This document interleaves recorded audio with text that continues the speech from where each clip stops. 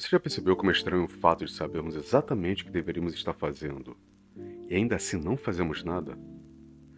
Sabe aquele projeto, aquela mudança, aquele e-mail que você precisava responder antes da gripe espanhola? Pois é, ele continua lá no mesmo lugar, esperando, congelado no tempo como um prato de lasanha esquecido no freezer emocional da sua existência. Mas me diz, por que diabos a gente adia tanto a própria vida? A gente quer mudar, mas se sabota. Quer correr, mas o sofá puxa. Quer produzir, mas o corpo implora por mais um scroll no feed. O que é isso? É preguiça, procrastinação, autossabotagem? Ou será que é tudo isso junto, batido no liquidificador de culpa, ansiedade e uma leve pitada de não sei por onde começar? Eu confesso que outro dia eu passei 48 minutos tentando escolher a porcaria de uma música para escrever esse texto. Só a música. Ela precisava ser inspiradora, sem letra, nem muito triste, nem muito feliz, que me coloque assim no clima.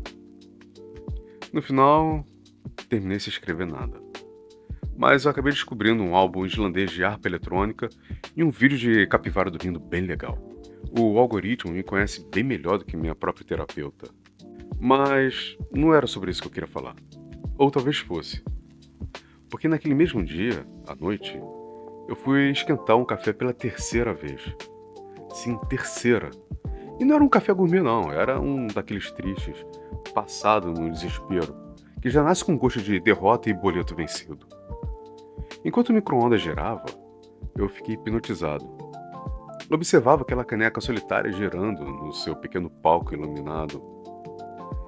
Ela parecia estar fazendo algo, movendo-se, girando, mas não estava indo a lugar nenhum. Ali naquela dança lenta e inútil de uma caneca de café reencantado, eu me vi.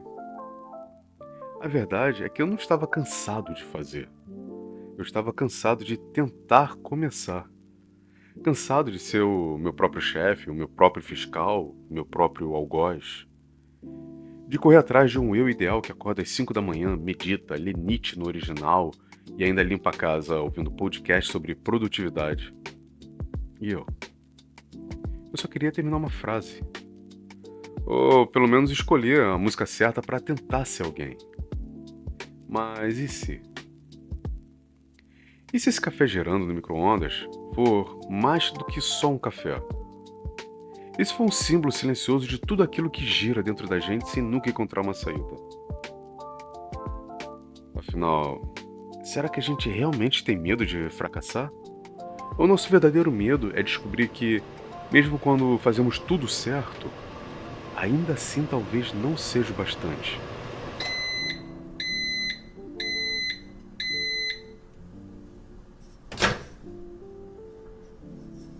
Fim do primeiro ato. A caneca está quente, mas a alma continua morna. E é aqui que começa o problema. Ou talvez a revelação. Na terceira vez que o micro-ondas apitou, eu finalmente tirei o café. Ele estava quente, quente como um inferno das oportunidades perdidas. Mas ainda assim eu não bebi. Fiquei ali parado, olhando a caneca. Ela tremia levemente na minha mão como se quisesse me dizer alguma coisa. Como se o café, coitado, também estivesse cansado de ser esquentado para nada. E foi aí que eu entendi, aquilo não era só uma caneca. Era um relógio de areia emocional ao contrário. A cada novo giro no micro-ondas, eu não aquecia o café. Eu adiava o momento de encarar o que precisava ser feito. Adiar era meu novo fazer. Naquele instante, e não me pergunte se foi delírio, iluminação ou só a cafeína acumulada dos dias anteriores. Mas a cozinha se transformou. O tempo se dobrou em silêncio. A geladeira se acendeu sozinha, como um portal para outra dimensão, onde todos os projetos inacabados revivem. Eu vi meus planos sentado ali na prateleira de cima, entre um sachê de maionese vencido e um restinho de feijão esquecido. Meus sonhos estavam mofando numa Tupperware. E no canto da cozinha, eu vi ele. O eu que teria sido. Elegante, descansado, com a postura de quem sabe o que quer da vida. Ele me olhou com uma mistura de compaixão e tédio. Tomava o mesmo café que eu, mas o dele saía fumaça. Da minha xícara, saía só um vaporzinho meio triste, tímido, que subia e se desfazia no teto, como todas as ideias que nunca nasceram. Você demorou, ele disse. Tô aqui faz anos. E eu entendi. O maior sabotador que eu conheço usa minha cara, fala com a minha voz e me convence com argumentos que só fazem sentido quando eu tô cansado demais para discutir. A preguiça? Talvez nem seja preguiça. É um escudo, uma camuflagem afetiva para não encarar a vergonha de tentar e não dar conta. Procrastinar, no fundo, é uma dança com medo vestida de desculpa. E aí eu voltei. A cozinha era só cozinha, o café morno, a vida ainda por fazer, mas agora eu sabia. Aquela caneca girando era uma metáfora. Era eu, era você, era todo mundo que gira, gira, gira sem sair do lugar. Só para não precisar cair. Agora me diz, quantas vezes você já girou em círculos só para evitar o risco de andar em linha reta? Talvez o problema não seja o medo de falhar, mas o medo de ter sucesso e descobrir que o sucesso não preenche nada. Olhei em volta. Do lado de fora da cozinha, o mundo parecia continuar normalmente. Ou pelo menos essa versão disfarçada de normalidade que a gente coleciona em feeds, boletins e boletos. Aí me bateu aquela pergunta incômoda que ninguém gosta de ouvir quando o Wi-Fi está funcionando muito bem. Será que a procrastinação é mesmo um defeito pessoal? Ou uma reação saudável a uma sociedade que vive doente da própria pressa? Pensa aqui comigo. A gente vive numa cultura onde dormir 8 horas virou um luxo. Onde dizer não estou produzindo soa quase como um crime federal. E, pasme, o capitalismo deu um jeito até de monetizar o descanso. Agora tem curso online de como descansar com eficiência. Tem app de meditação com ranking. Tem gente fazendo jejum de dopamina no TikTok. E você aí achando que estava mal só porque não conseguia sair da cama. Nos venderam a ideia de que tudo é questão de foco. Mas ninguém fala que foco não se compra em cápsula e que disciplina ela não brota em solo encharcado de culpa. Tem coach dizendo que acorda às 4 da manhã para correr, ler um livro, escrever um capítulo e fazer network com a própria sombra. Enquanto a gente luta para levantar da cama, sem negociar mais 5 minutinhos com o despertador. Pô, aliás, aqui entre nós, o botão soneca é a invenção mais honesta desse mundo moderno. Ele sabe que a gente vai falhar, e ainda assim oferece uma outra chance. É como um vício gentil. Mas aí vem a sociedade com seus megafones sutis gritando nos nossos ouvidos. Ah, você pode tudo. Você precisa querer muito. Basta sair da zona de conforto. Ah, zona de conforto, esse novo purgatório da meritocracia.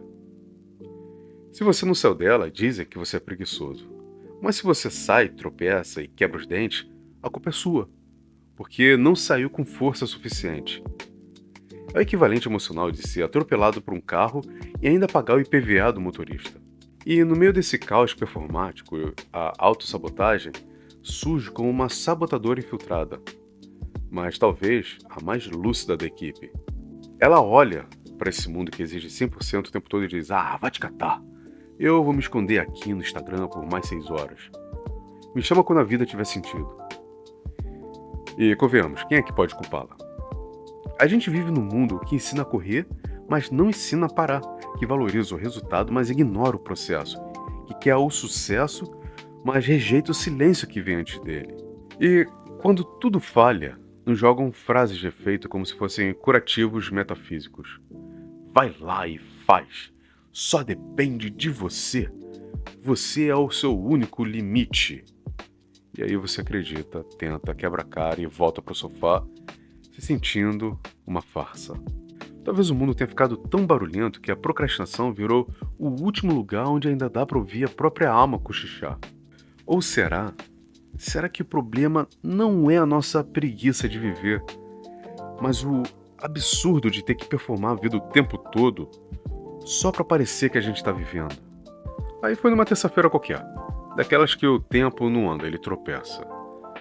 Eu estava no transporte público, aquele lugar onde as almas se esbarram sem nunca se olhar, e reparei numa senhora. Ela estava ali sentada, olhar perdido, uma sacola no colo. Ela sorria pro nada. mas sorria de um jeito sereno, como quem já desistiu de provar alguma coisa para o mundo. E finalmente ficou em paz com seu próprio silêncio. Nesse exato momento, talvez por ironia do algoritmo divino, meu celular vibrou. A notificação era: 7 dicas infalíveis para sair da procrastinação e dominar a sua mente. Ah, qual é? Fechei. Aí abri outro aplicativo, não o do banco, nem o do e-mail. Abri um PDF velho, que já estava, sei lá, semanas, meses, anos no meu celular, mas nunca tinha aberto de verdade. Era A Sociedade do Cansaço, do meu K-pop favorito, Bicho Han. Logo na primeira frase, levei um tapa filosófico com luva de veludo. A violência do início do século XXI já não é viral, mas neuronal. Uau! É isso. A gente não vive mais sob a pressão do outro. A gente se autoexplora, se autoflagela com metas, listas, tarefas, promessas e produtividade. Somos o patrão e o funcionário, e ambos estão exaustos. Han diz que vivemos num mundo em que até o cansaço virou sintoma de fracasso moral. Quem cansa é fraco, quem procrastina é indisciplinado, quem para, perde. Mas e se parar for justamente o começo? Se a procrastinação, essa vilã tão odiada, for, na verdade, um pedido do corpo por reconexão, uma tentativa desesperada de escapar da lógica do desempenho, da guerra contra o tempo, da obrigação de fazer algo útil, mesmo quando a alma só quer existir. Aí ali, entre um solavanco e outro dentro do ônibus, com cheiro de desinfetante misturado com tédio coletivo, eu fechei os olhos e pensei. Talvez pensar seja um ato de resistência. Talvez no mundo onde todo mundo corre, parar para olhar o teto seja revolucionário. Talvez fazer uma reflexão seja a única maneira de voltar para casa sem sair do lugar. E foi ali, naquele instante breve e banal, que eu entendi.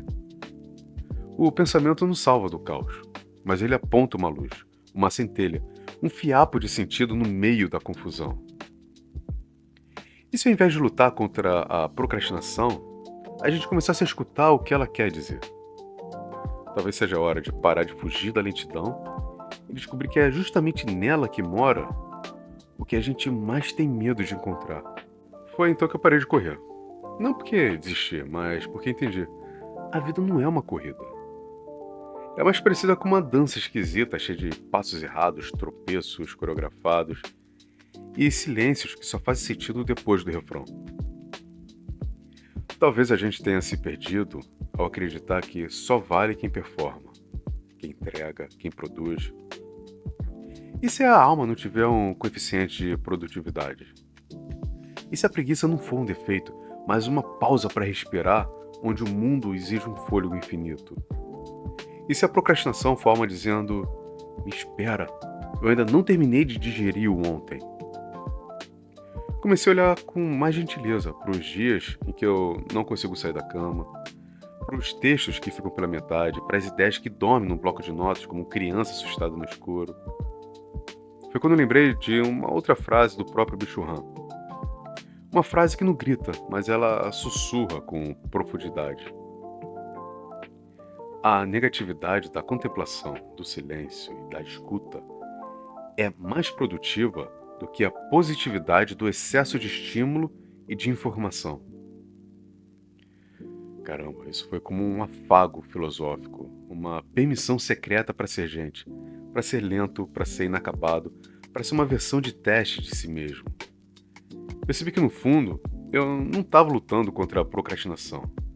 Eu estava lutando contra a expectativa de ser um robô espiritual, um algoritmo emocional, um funcionário do próprio ideal de sucesso. Isso cansa. Cansa até os ossos da alma.